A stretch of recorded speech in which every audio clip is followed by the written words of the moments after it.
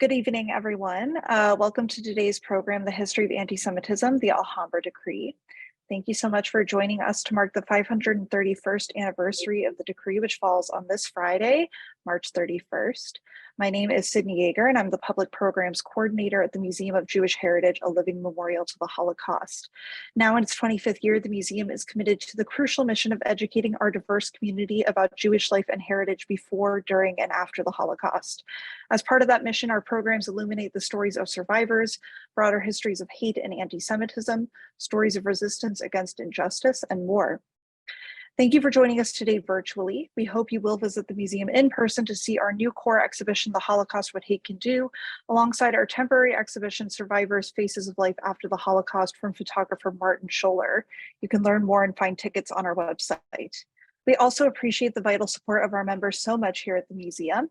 If you want to get closer to the museum and enjoy exclusive programs, member previews to exhibitions, and free admission, you can explore museum membership on our website or email membership@mjhnyc.org to learn more. Closed captions are available on today's program, and instructions on how to turn captions on or off will be posted in the chat, in addition to all the links I've mentioned. If you have questions for our speakers during the program, please put them in the Zoom Q&A box, and we'll get to as many as we can towards the end of the hour. Today, we are honored to be joined by Francois Soyer, Matthew Warshawsky, and Ethan Marcus. Francois is an associate professor of early modern history at the University of New England in Australia, where he has worked since 2018. His research focuses on the history of anti-Semitism and anti-Semitic propaganda in early modern Europe in general, and the Iberian world in particular. He is the author of several books, including The Persecution of Jews and Muslims of Portugal, King Manuel and the End of Religious Tolerance, 1496 to 1498, Ambiguous Gender in Early Modern Spain and Portugal, Inquisitors, Doctors, and the Transgressions of Gender Norms, and Popularizing Anti-Semitism in Early Modern Spain and its Empire, Francisco de Torrejoncillo and the Sentinela contra Judíos, 1674. Matthew is professor of Spanish at the University of Portland and currently serves as chair of the Department of International Languages and Cultures. He teaches all levels of Spanish, including classes on medieval and Golden Age Spanish literature and Iberian and Latin American Jewish literature and culture. He is the author of The Perils of Living the Good and True Law, Iberian Crypto-Jews in the Shadow of the Inquisition of Colonial Hispanic America, and co-edited with James A. Parr, Don Quixote, Interdisciplinary Connections. Ethan is the managing director of the Sephardic Brotherhood of America, the national umbrella organization for the Latino-speaking Sephardic community in the United States. In this capacity, he has rapidly grown the Sephardic community's membership base and developed innovative programs to engage a new generation of young Sephardic Jews around the world. He previously served as the Brotherhood's Director of Communications and the Director of Community Development for the Seattle Sephardic community. From 2019 to 2020, Ethan was awarded a Fulbright scholarship to study in Athens, Greece, where he conducted an independent research project on the unique liturgical customs of the Romani Jews of Greece. He's a graduate of Princeton University's School of Public and International Affairs, and his family originates from the Sephardic communities of Veria in modern-day Greece and Izmir in modern-day Turkey. So thank you all so much for joining us today, and now I'm going to hand things over to Ethan. Thank you so much, Sydney. Welcome, everyone. Thank you so much for joining us today. Thank you so much also to the Museum of Jewish Heritage for inviting me to moderate this wonderful panel with two esteemed academic leaders in the field of Sephardic Jewry, Spanish Jewry in medieval Spain. So, gentlemen, thank you so much for being with me here today. Thank you all from around the world who are joining us. So let's jump right in with some questions. So first, let's get a little bit of background.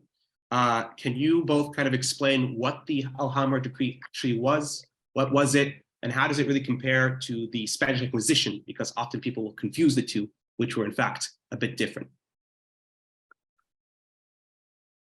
Do you want to go? Do you want to start with part of that, Francois? Okay, I will. I'll take the lead if you don't mind. Thank you very much, Ethan, for that question. So, what is the Alhambra Decree? Well, the Alhambra Decree is the decree of expulsion that the rulers of what we now know as Spain, but at the time were the Christian kingdoms of Castile and Aragon, Isabella I of Castile and her husband, Ferdinand II of Aragon. It's the expulsion decree issued on the 31st of March, 1492, by which they decreed that all Jews residing within their kingdoms were to leave them if they did not convert to Christianity. They were given 4 months to leave, and they were told to leave by the end of July or essentially face the death penalty if they remained in Spain as Jews. It's, as you say, it's often something that's confused with the Spanish Inquisition. And although there are connections between the two, the Spanish Inquisition was essentially a religious police force or set of extraordinary religious tribunals that was established over a decade before the Alhambra Decree. In the early 1480s, when Isabella and Ferdinand established a special series of tribunals to hunt down Christians who were either converts from Judaism or the descendants of Jews who converted to Christianity, in order to essentially prevent the survival of the practice of Judaism by these converts. I say there's a connection between the two because, of course, as I'm sure we're going to find out later in this discussion, the expulsion of 1492 is very closely linked with the perceived problem of the continued practice of crypto-Judaism by conversos in the Spanish kingdoms. I think, yeah, I would just add to that the document itself makes really clear that the king and queen, Fernando and Isabel, sort of saw the expulsion as kind of a last remedy. They at least according to their perspective, for them, the problem was, it wasn't so much with the Jews, it was with the faith of these conversos, of the new Christians. My students and I were just talking about this. That they perceived, and the inquisitors sort of convinced them that the Jews who had not converted were influencing the conversos to continue living as secret Jews, with culinary rites and with liturgical practices. And they had offered, or they believed they had given, they had established several previous steps to try and address this problem, such as sort of a partial expulsion of Jews from a number of cities, individual cities, especially in southern Spain throughout the 1480s. That still wasn't working from their perspective. So this led them then in March of 1492 to decree that this sort of draconian and final step of expulsion on pain of death. If I can just add quickly to that, perhaps in order to understand the events of 1492, we really need to rewind the clock a century back, really, to 1391. At the end of the 14th century, Spain, the Christian kingdoms of Spain have a flourishing Jewish minority, but there's a series of anti-Jewish riots in which Christian mobs attack Jewish quarters in towns across Castile and Aragon. And in something that's rather unprecedented in European history, huge numbers of Jewish men, women, and children are forced to convert to Christianity. This is in 1391. This is a process that takes place quite quickly. We'll never know exactly how many, but we know the number is big enough that this population of forced, unwilling converts does not assimilate into the rest of the Christian population. It maintains its own identity, and for the next century is often looked upon with considerable suspicion by many so-called old Christians who refer to the converts and their descendants as conversos, or new Christians, and as well as a number of other unpleasant terms. And this really, the events of 1391 are really at the root of the expulsion edict of 1492. That's right. So let's actually dive in a little bit more into that pre-1492 history. So you mentioned that 1391. I mean, correct me if I'm wrong, from the history I've learned, Spain was a haven for Jews for hundreds of years. It was quite literally, famously, the Sephardic communities had the golden age of Spain with great people like Maimonides, like Shmuel Hanagid, Samuel the Prince, these great statesmen and advisors. What kind of change from that, 200, 300, 400 year period of really great livelihoods, great experiences for the Jews, to this kind of major flip towards violent anti-Semitism that we get starting in 1391? What happens? Maybe Professor Warshawsky, maybe you want to go first. Sure. I mean, this is a long process. I mean, the Jewish Golden Age, or the Hebrew Golden Age, to which you refer, was actually several centuries before the events of 1391, and then up through the 1400s. And I mean, I would say sort of in the 1100s and the 1200s into the 1300s. I mean, basically for about 300 years, Judaism had been in eclipse in the Iberian Peninsula, and coming from both Islamic, the Muslim population, as well as the Christians, because Spain at that time was actually kind of an amalgam of various Islamic kingdoms, and Jews lived as sort of second. I mean, they were called people of the book, and so they paid a tax. They were called dhimmis. Dhimmi. They paid a tax to be able to live in these Muslim territories, and at the same time, Christians who were also attempting to reestablish their control over much of these territories, especially coming from northern and then further into central and southern Spain. And so, going along with that, this was an era of great debates and disputes in which the Christian theologians attempted to show the superiority of their faith to Judaism, such as occurred at places like Barcelona and Tortosa. These were great sort of public spectacles of debate, and in which trying to put the Jewish leaders back on their heels, but also on the coming from the Islamic side. There were several waves of sort of fundamentalist groups of Muslims who came into Spain in the Berber Muslims in the 1100s and the 1200s, sort of bringing forth a much more conservative and austere form of Islam, and that, for example, explains why Maimonides, the family of Maimonides, had to leave Spain or certainly it's one of the theories in the 1100s, and they actually went to Morocco. So, I mean, the causes are, I would say, sporadic, but increasingly violent prosecution and persecution, but from both Christian and Muslim sources. That's the background, I would say, that eventually led up to 1391.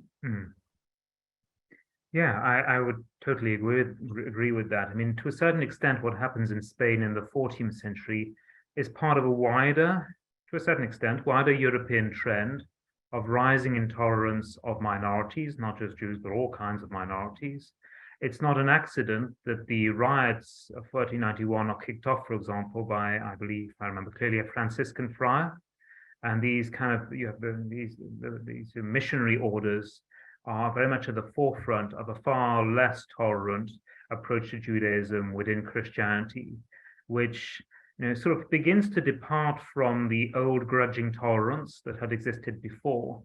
And not only that, but Jews are increasingly presented within Christian polemics as an existential threat. Let's not forget, this is also the 13th and 14th century, the period in which there's the rise of all kinds of libels targeting Jews, the libel of host desecration. The Jews are, of course, increasingly presented as being in cahoots with Muslims against Christianity. And of course, there is the rise of the ritual murder / blood libel in the 13th and 14th centuries. Professor, these libels, or this rise of kind of Christian anti-Semitism, is this coming internally in the Spanish kingdoms in southern and central Spain, or is this coming as an export from Central Europe, places like Germany and France, where this is much more, I would say, historically prevalent, particularly with the expulsion from England and expulsion from France and parts of Germany? Where is this kind of narrative anti-Semitism coming from? Is it homegrown, or is it being imported?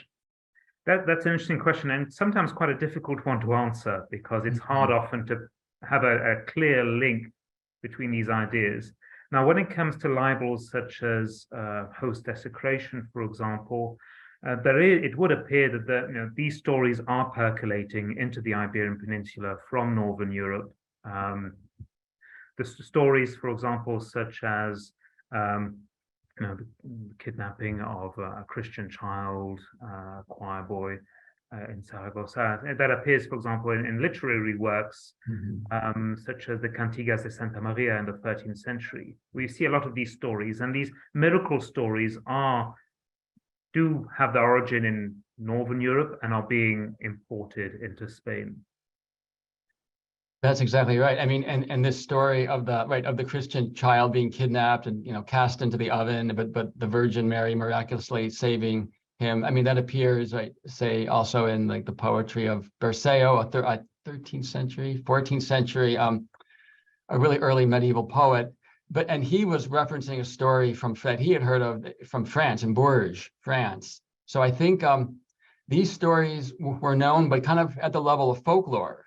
But they were definitely known, and it's just I think the most destructive blood libel case is the one that occurred just really months before the actual proclamation of the edict in 1490 and 1491, involving the Holy Child of LaGuardia, or what became known as the Holy Child of LaGuardia in very near Toledo in central Spain, and this provided an opportunity for the Inquisition, particularly its leader at that time, Torquemada, to really make the case to Isabel and Fernando of the destructive influence of Jews on conversos. That's not to say there aren't also sort of internal or quote-unquote native Spanish libels. A famous one, for example, is the one that accuses the Jews of having handed over Spain to the Muslims during the Muslim invasion of the 8th century. Christian chroniclers in the 13th century incorporate this story into their accounts of the Islamic conquest, and it becomes treated as historical fact from then onwards. So let's talk about this group of new Christians, these conversos who start around 1391 converting. How were they viewed? We know how they were viewed by the native Christian Catholic population, not very well, clearly, because of the Inquisition started. How were they viewed by the fellow Jew, then became fellow Jews and Muslims? How were they viewed by the third parties that were not necessarily the ones converting? Matthew, do you want to go first? Well, I did, right. I mean, I'll try and answer that question. I first want to just add to it that I think one of the sources for friction between conversos and perhaps Jews was the fact, and also between conversos and old Christians, was the greater access to power, if you will, and to status that conversos now had that they hadn't previously enjoyed as Jews. I mean, this is definitely a minority of people, but conversos, a small number of them rose to great positions of great power, in the church, in financial administration, and I think this then created or contributed to the problem of, well, now we have conversos we have Christians who are Christians just like the rest of us, but we still have to differ. They're still different from us. So that's where the problem almost became one of blood and of ethnicity. But I think the very fact that the Inquisitors, and I think this was partly that the Inquisitors and the King and Queen, Fernando and Isabel, were accused Jews of in the late 1400s of trying to sort of re-Judaize the conversos, shows the fact that there was still a significant energy being, or that a lot of these conversos were still in fact living as Jews or partly as Jews, and were seen as such, by some of their brethren. I mean, it covers a large spectrum. Absolutely, yeah. I think it's important not to think that there was a single reaction. There was both within the Jewish community. There was both rejection, but also acceptance. And as Matthew said, there's a wide spectrum of reactions. Some people rejected the conversos as traitors to their faith. Others actively helped them to maintain it. Whenever I think we talk about the Christian reactions or the Jewish reactions to the converso minority, it's important not to think in terms of black and white reactions. There was a whole spectrum of different ways that people responded to this. I mean, it's interesting that there almost seems like a parallel in another period for Sephardic Jews with the Dontmes population, if you remember the term. The term refers to the followers of Shabbatai Tzvi, who was a false messiah in the 17th century in the Ottoman Empire, whose followers converted to Islam from Judaism. And you see kind of a parallel with this kind of third group between the local population, the Jewish population, and then you have this third group that forms their own communities. So on that kind of thinking parallel, did the new Christians form their own institutions and own population centers, similar to how the Dontmes formed their own secret societies and community centers and places of worship? Was there kind of a new insular community, or were they much more outward facing and engaging in the greater Spanish experience? Can I just start? Can I start with that one? Sure. I mean, again, there's a really wide spectrum of possibilities, but I would say that if we're going to talk about Converso identity, it actually ended up being much stronger as such amongst the Jews who went to Portugal in 1492 and then were forcibly converted there 4 and 5 years later, and they were sort of baptized from the night to the following day, but there was no Inquisition introduced in Portugal until the 1530s, and the folks who had left Spain were the ones who had wanted to maintain, by and large, a Jewish identity. So, I mean, this is answering your question over actually a couple centuries, but I mean, if we're talking about a Converso identity, it came to be almost like to call someone Portuguese in the 1600s, like in this sort of Iberian diaspora, was to call that person a new Christian, because they did tend to stick together. There were endogamous marriages, and this then was a diaspora that was established throughout lots of port cities throughout Europe, but then also in a transatlantic context in Brazil and in the Spanish colonies as well. Yeah, I mean, one of the big problems historians have when studying Converso communities, especially either before or just after the expulsion in 1492, is that one of our main sources are Inquisition trials. Right. Now, the Inquisition, of course, was a formidable judicial machine whose aim was to extract confessions from people, often under duress. And the inquisitors were convinced that there was a huge population of hardcore secret Judaizers in Spain, and that's what they got people to confess to. The extent to which we can trust inquisitorial trials, well, that's highly problematic, of course. I think we can't dismiss them, but we can't take the evidence that comes from them uncritically. And that has been one of the major debates amongst historians who do study Converso communities, to what extent, you do have people who are trying to practice a form of normative Judaism secretly, and to what extent in reality you have a huge range of beliefs within these communities, not just one community, but multiple communities, people who are essentially practicing vestigial cultural practices. Some are, what we could describe as Jewish, others not. It is highly controversial.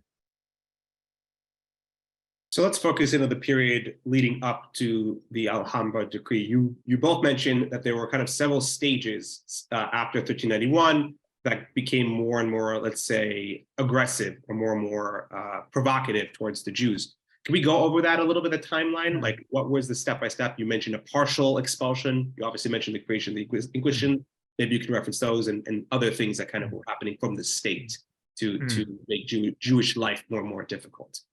Sure. Go ahead. You can start. I think just before we mention the state, I think it is also important to mention there is something unique that happens in Spain in the 15th century before the expulsion, and that is the rise of a proto-racial form of anti-Judaism, a sort of proto-Antisemitism, if you will, where the appearance of what are known as statutes of purity of blood, or limpieza de sangre.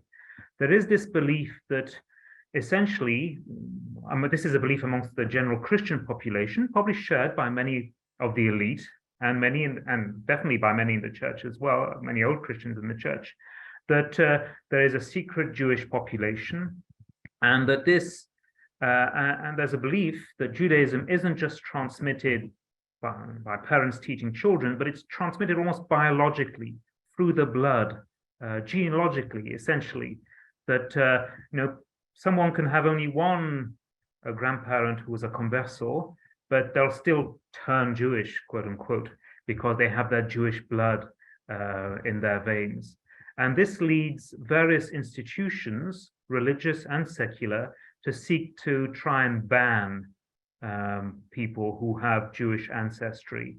It starts in the middle of the 15th century. There's a famous case in Toledo, central Spain, where during a revolt against the crown, there's an attempt to essentially prevent any conversos, or anyone with quote unquote Jewish blood, from having access to power within the town council.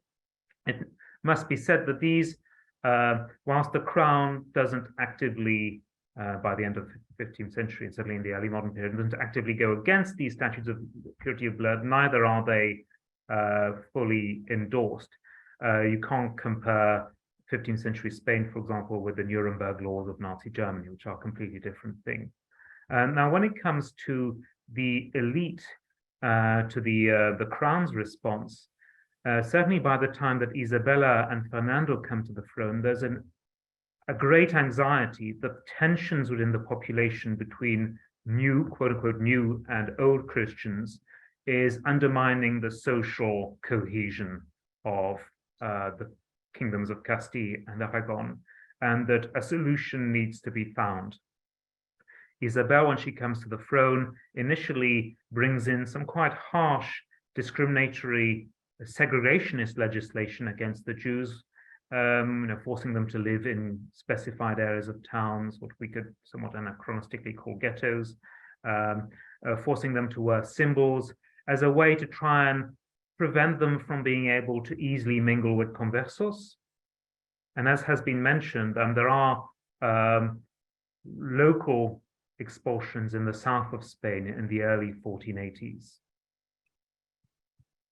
And sort of on top of those, the statutes of blood purity of the mid 1400s that Francois mentioned, even sort of further back, like in the years after 1391, in the early 1400s, there was a Dominican preacher, a friar, Vicente Ferrer. He was Catalan, he was Valencian, and he went from sort of parish to parish, or he actually went into synagogues all on the eastern part of Spain, and was a very persuasive speaker. And he convinced many Jews by he intimidated them. Actually, many of the survivors of this pogrom, which had really occurred all up and down the breadth of the Iberian Peninsula, he convinced many of them to convert. And then also in the early 1400s was one of these disputations that I mentioned, probably the most famous one, the disputation of Tortosa, which was like this great sort of bringing together of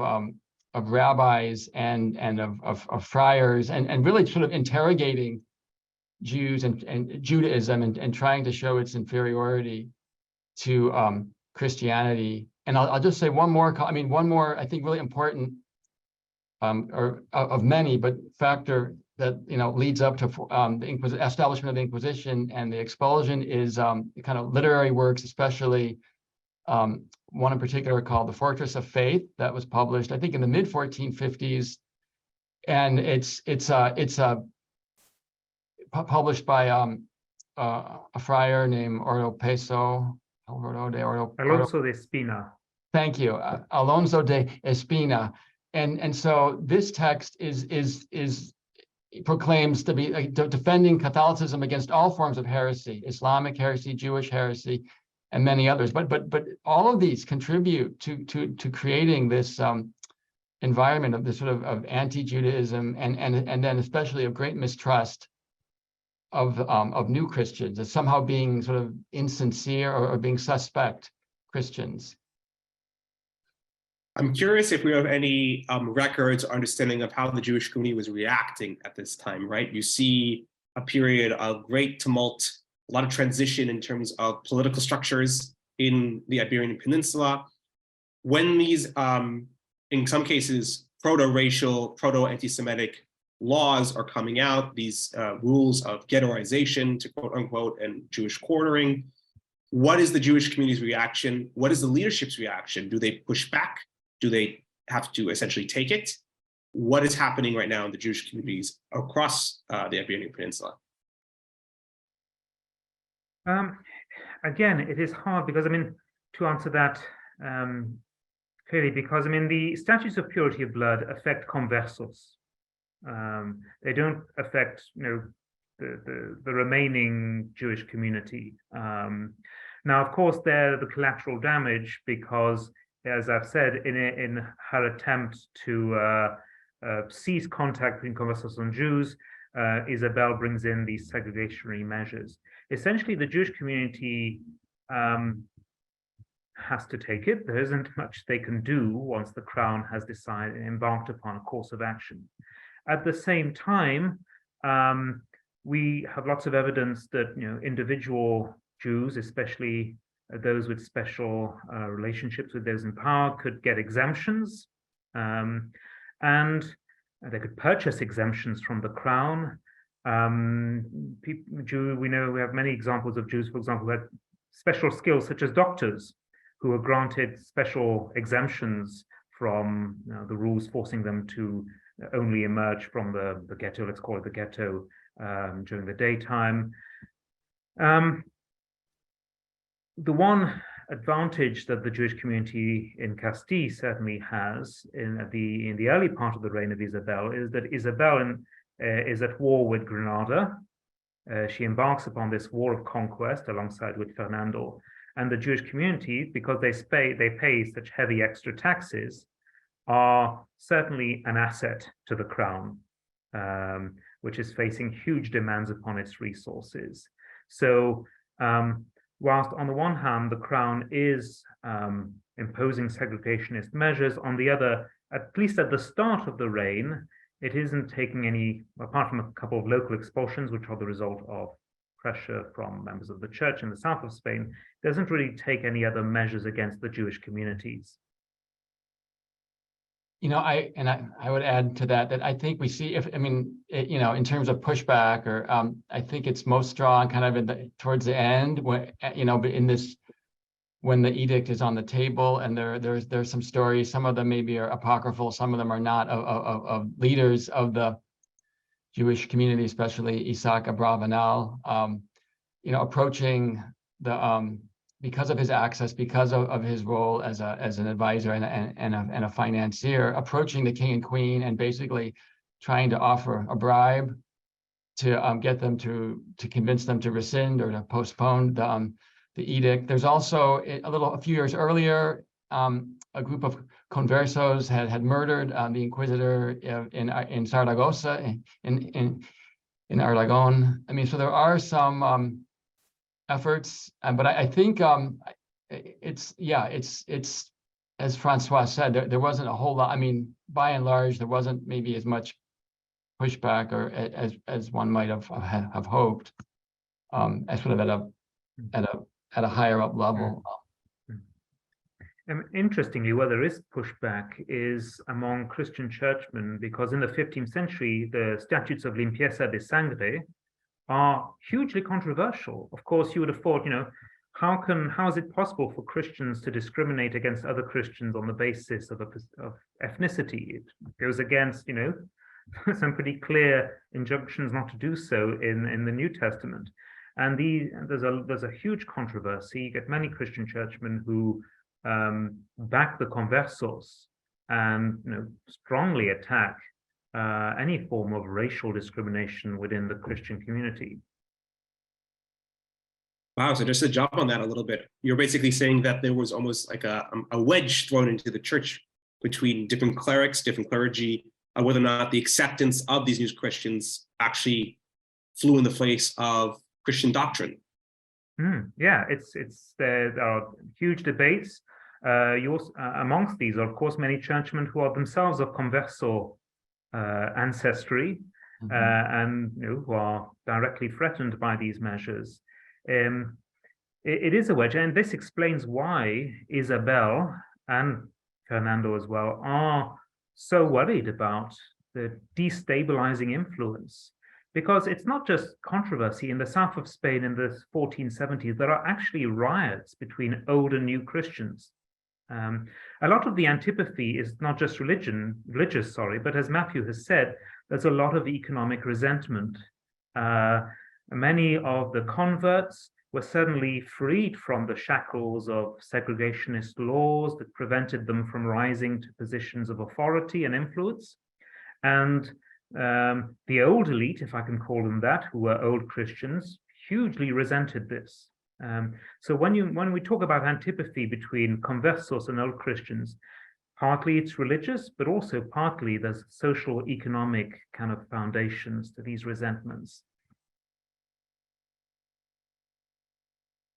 I'm curious if we have any ideas of numbers around 1492 on the actual Inquisition, the Alhambra Decree, because obviously this is a medieval period, post-medieval period. Numbers and data are not exactly the most accessible, but in a more generalized term and estimates what historians think now, what numbers are we talking about here? How many new Christians are we talking about? How many Jews are we talking about that are being demanded to be expelled?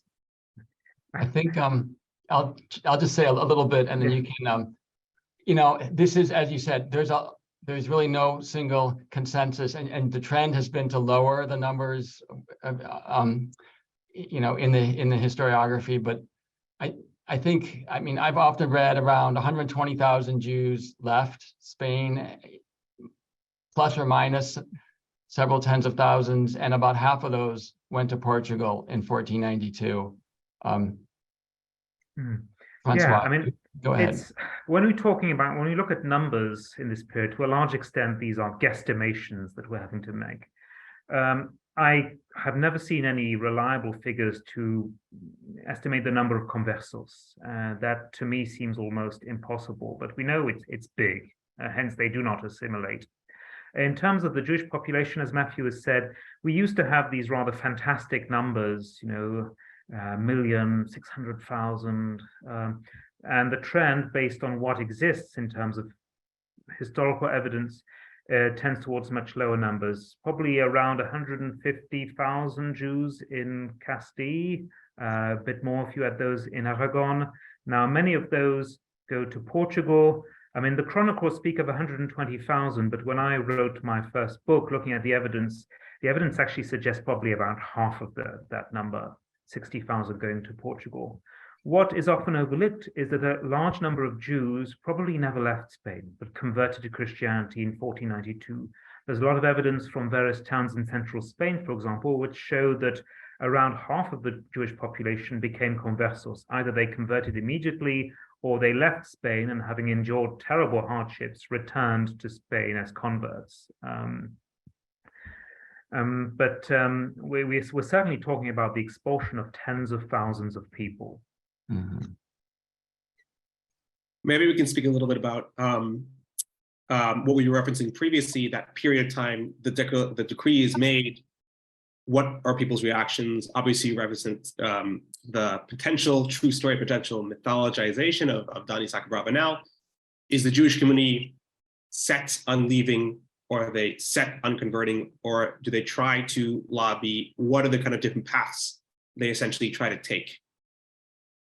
I think there is there's quite a bit of lobbying, but in the decree, it has to be said, the decree makes it very hard for the Jews to actually leave. In the sense that it's sort of false kindness. In the one hand, the king and queen offer them, during these 4 months, their protection, and anyone who harms the Jews during this time, will be prosecuted by the monarchs.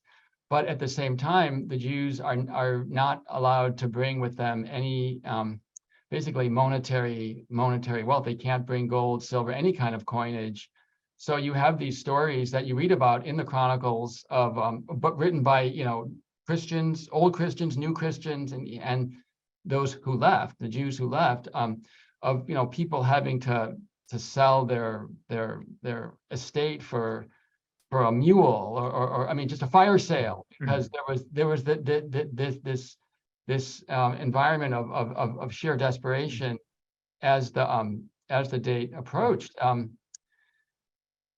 Yeah, that's a good place to start. I totally agree with Matthew. I mean, reading the expulsion document, which is not particularly long, from the way I see it, there's a clear effort to make it leaving as hard as possible. There's an effort to try and encourage is the wrong word, and force is also the wrong word, but to coerce people into converting, because you've only got 4 months to settle, to try and get rid of your assets, and you can't take any gold or silver out of the country either. So, and we do know that some Jews try to arrange bills of exchange, but that's very tricky. And neither is it easy to leave, for example, to go to Portugal. The King of Portugal is not particularly thrilled to welcome, tens of thousands of Jewish refugees in his kingdom. We have evidence that huge numbers of them are actually penned in refugee camps on the Portuguese side of the border. And the King of Portugal tells them, you've got 10 months to leave my kingdom. If you don't leave, I'll enslave you. Or only a very small number of wealthy Spanish Jews are allowed to resettle in Portugal. The rest either purchase their way out of Portugal, or in many cases, and there's a lot of evidence for this in archival repositories, many of them die in these camps of illness. Others convert totally disillusioned and go back to Spain to become conversos. It's a rather tragic story. I'm curious if there are any parallels to the Spanish and then later on Portuguese expulsions in other parts of Europe. I mean, we know about the English expulsion of Jews, and like I've referenced other expulsions in Central Europe. But from my understanding, none of them were nearly as brutal, or none of them were at least nearly as large. Maybe you can comment on that a little bit from your knowledge of the other comparative expulsion edicts. Yeah, I mean, so the Jews of England are expelled in 1290, but the Jewish population in England is tiny by comparison. If I remember clearly, it's around 3,000 people. Then you have expulsions in France in the early and the late 14th century, but the Jews are allowed to leave. I'm always a bit wary of seeing a kind of distinct pattern here, because I think each expulsion has its specific local context and causes. And certainly neither in England nor in France did you have the converso problem, quote unquote, which you have in Spain, which is so fundamental to causing the expulsion from Spain. Right, and I would add that in Portugal, I mean, the King of Portugal, Manuel, like his his soon-to-be brother and sister-in-law, decreed an expulsion of the Jews in 1496, but he changed his mind in 1497 because he wanted he wanted to keep these people as he didn't want them to be Jewish, but he wanted them to be in the country because of what they could contribute. So many of those who hadn't died, who hadn't succumbed to illness or been enslaved or had their children forcibly sent away, those folks in 1496, all of them were forcibly converted. So the expulsion in Portugal actually became a mass conversion, which I think really makes it stands out or differentiates it from some of these other episodes that Francois has mentioned, and also really is I'm not going to say the birth, but it is a major contributor to this sort of early modern Iberian diaspora, because so many of these people, the conversos who are now Portuguese, they eventually do go elsewhere throughout the sort of Mediterranean basin into Northern Europe, to Hamburg, Amsterdam, London, and then to the Caribbean islands and to Brazil with the Dutch, and also with the Portuguese, and to the Spanish territories. But as these are actually Portuguese conversos. So perfect transition. 1492, you have this major fleeing of Jews out of Spain, and then eventually Portugal in 1496. Where do they go, right? You mentioned they go to the Caribbean, they go to Northern Europe. Where else do they go, and why do they go where they go, right? Italy, the Ottoman lands, the Caribbean. Why are they going to these places in particular as places of refuge? Yeah, I mean, initially, when the people who've converted become conversos, and that means they become perfectly legitimate in strictly legal terms, targets of inquisitorial persecution, because now they're Christians, they can be considered heretics if they are discovered to continue practicing Judaism.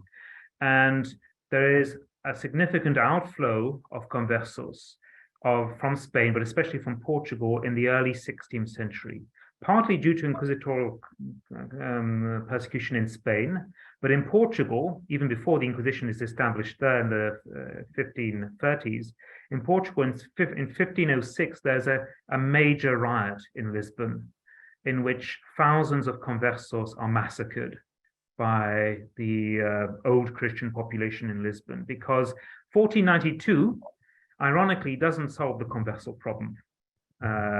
In fact, what you have is a new wave of conversions and an entirely new converso population. And far from Isabella's hope that that would be it, the converso problem endures, so there's anti-converso feeling, and many, therefore, rather than be arrested by the Inquisition, rather than face persecution, decide to flee. Now, as to the destinations, many, just like many refugees today, go to places where you're going to be able to find work and thrive and economic opportunities. They go to Northern Europe, Amsterdam, London. They go to Italy. In terms of the New World, they go to the various European colonies where, you know, one can make an income by investing in economic opportunities that have been opened up by European imperialism. Right, and so, I mean, as time goes on, it becomes almost an economic imperative and also a religious one. I mean, you have the establishment of a Portuguese community, a Converso community in Amsterdam. That really becomes the largest such community in Western Europe, you know, throughout the 1600s, and it's Portuguese speaking. You know, interestingly enough, the literary works that are composed there, and there are hundreds of them, are often written in Spanish. But folks went to Amsterdam because of opportunities to live as Jews, but also because of economic opportunities in that environment of greater religious tolerance in a Protestant state. So I think the diaspora becomes, you know, as much about or economic opportunity but also that becomes an increasingly large factor, but also maintaining this sense of otherness, of like, we are a nation. Like, you often hear conversos referring to themselves as people of the nation, and they saw themselves as a nation apart. Yes, it's as Matthew said, I mean, there's no accident that these people go to Protestant Northern Europe, where there is a tolerance for Jews that doesn't exist in Catholic Southern Europe. In fact, there's a wonderfully ironic, funny story in Amsterdam that the Dutch authorities discover the existence of the Portuguese Jewish community when they initially suspect that it's secret Catholics gathering, because of course there's far less tolerance of Catholics in Protestant Northern Europe, whereas Jews are not seen as an issue in Amsterdam. So we have a couple of questions here from the audience. So thank you, everybody who submitted a question. I'll try to get to as many as I can. First question over here. Can you maybe clarify the differences in terminology? We have converso, crypto Judaism, crypto Jews. Kind of, what's the difference? Do these actually have different meanings, or are they actually the same concept? You know, you go ahead, Matthew. Okay, I'll just start with this. That's a big question. I mean, conversos, I mean, as Francois has said, are new Christians. They're converts to Catholicism, but very significantly, they're also the descendants of converts. So it becomes almost depending on how one looks at it, almost like a stigma that a source of differentiation that stays with one across generations. Amongst conversos, you have faithful converts, those who are faithful to Christianity, and then you have crypto Jews or secret Jews, which are those who, to varying degrees, still practice certain Jewish rites and identify as much as they can, or to the extent that it's safe to do so, as Jews. Although they are baptized Christians, the Inquisition often called folks who practice Judaism as secret Judaizers, followers of what they call the dead law of Moses. That's an Inquisition term that you'll often see in the trial records. Anyway, there's more, obviously, but those are some of the differentiations. Yeah, I mean, it's one of the ironies that, I mean, centuries after 1492, the descendants of converts to Judaism, so people, we're talking generations later, are still being referred to as new Christians in inquisitorial documents and in other documents as well. Maybe you can speak about, was the decree ever actually overturned by the Spanish government? Or is it still in effect? It was overturned, but not until I think 1968. It was officially overturned in 1968. After the end of the Franco dictatorship in 1975, the King of Spain, Juan Carlos, actually with Queen Sophia, actually went to there's a synagogue in Madrid, a very small one. There are probably more now, but he went to the original one, and to kind of symbolize. Maybe he went in 1992, but the Inquisition, itself was on the books, was clear through the 1800s. I think until about the 1830s, but certainly in Spain and also up to the era of independence of the Latin American republics from Spain, which also occurred, starting at that time. But I mean, by then it wasn't prosecuting cases of Judaizing. Yeah, I mean, that being said, it is incredible that the Inquisition is still going after people who are allegedly secret Jews well into the 18th century.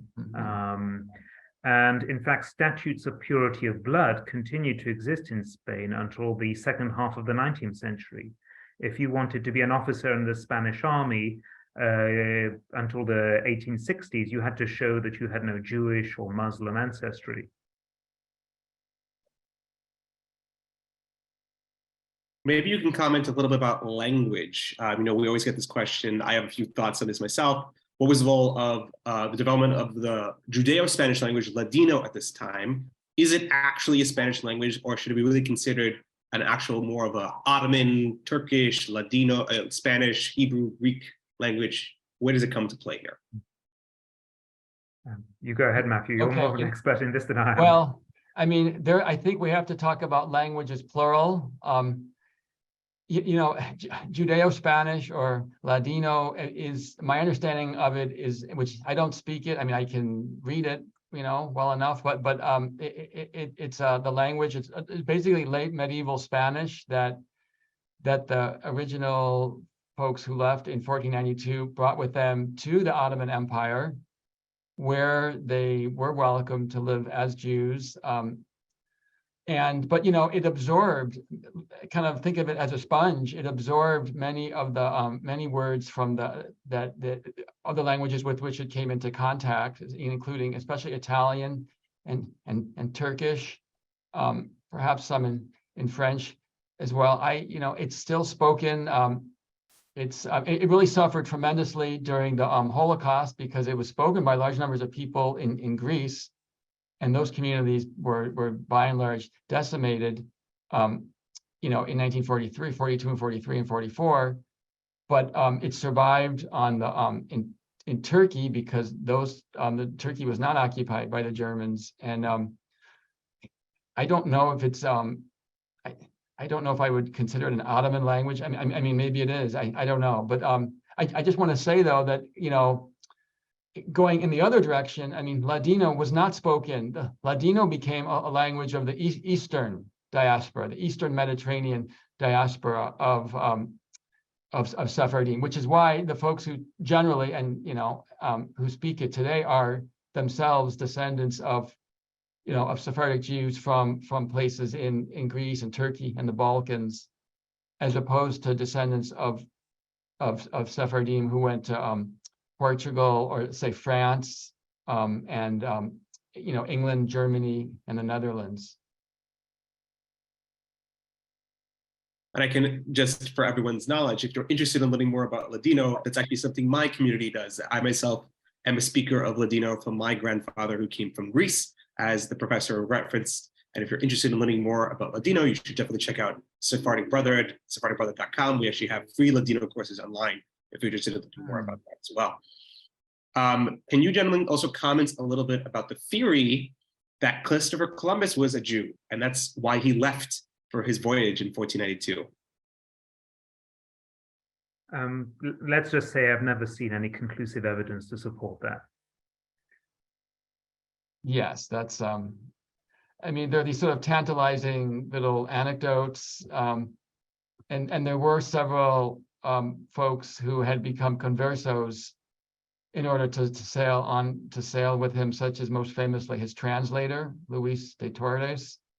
Somehow, the languages that he spoke were Aramaic, Hebrew, and several European languages. Obviously, were of no use, in the territories that they encountered, in the Americas. Were there any Jewish leaders who, in the lead up to the Alhambra Decree, advocated in Spain and then later Portugal for Jews to actually leave in the face of the rising anti-Semitism? Now, I mean, I'm just trying to think. I mean, in Portugal, which I'm quite familiar with, there you do have Jewish leaders who resist the pressure to convert them, not so much before the expulsion edict, but during it. And in fact, the only Jews who were allowed to leave Portugal in 1497 were a handful of rabbis who were so strong in their resistance to forced conversion that the crown decided that it just wasn't worth. In fact, they would become troublemakers if they remained in the country. So they were allowed to essentially go to what is today Morocco. In terms of, I mean, there was, in terms of Spain, if my memory serves me correctly, there were some who did encourage conversos, if they could, to leave Spain and return to Judaism overseas, and that's definitely something that you do see. Do we have any ideas or any knowledge that if conversos, much similar to Jews who were later in ghettos in Europe during the Renaissance period, would they have to identify themselves with clothing or any physical markers in public? Yeah, you go ahead, Matthew. Well, I would just say, so I mean, are you referring then to like former or Jews from Spain who then? Specifically, people who new Christians essentially who were in Spain, would they have to physically identify themselves somehow?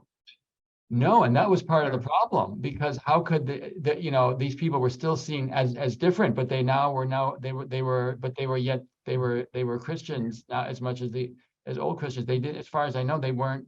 It was Jews whom Ferdinand and Isabella and then previous rulers in the 1400s had insisted that wear identifying badges and live in certain Jewish quarter or certain fixed areas. Yeah, absolutely. I mean, part of the hysteria that underpins anti-converso sentiment is that conversos essentially become invisible. They don't have to wear distinctive clothing. They don't have to live in certain parts of towns. And, many are terrified that these, secret Jews who are now invisible are plotting to destroy the church and the state. I mean, a lot of the anti-converso rhetoric focuses on the fact that they're invisible, they're secretly plotting, but you can no longer tell who is a Jew and who isn't, because they're now just officially Christians.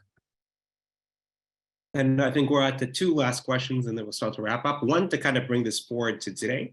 As historians, you obviously have to deal with many challenging topics and referencing in terms of what context a certain document or what context a certain record is being written in.